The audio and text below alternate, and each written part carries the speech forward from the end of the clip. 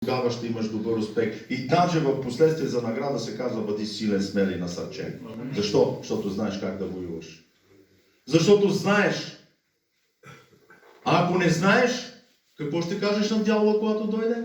Когато похлопа на твоята сърдечна врата, трябва Бог да ти напомни, да ти каже: кай не.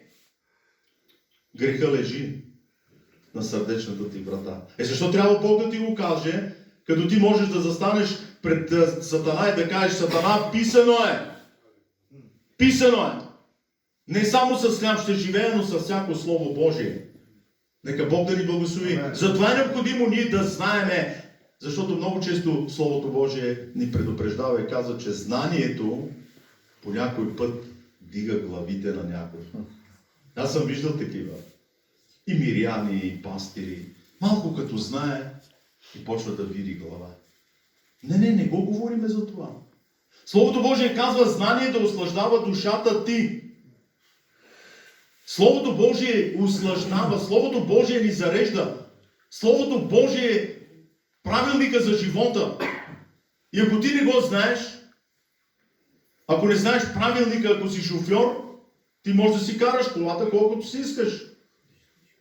Обаче си потенциален самоубиец на себе си и на участниците в движението.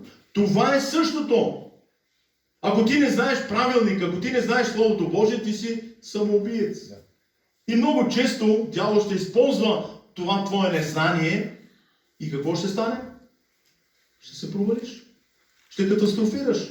Но за това Господ ни говори и казва: слушайте, люде мои, по учението ми, приклонете ушите си към думите на устата ми.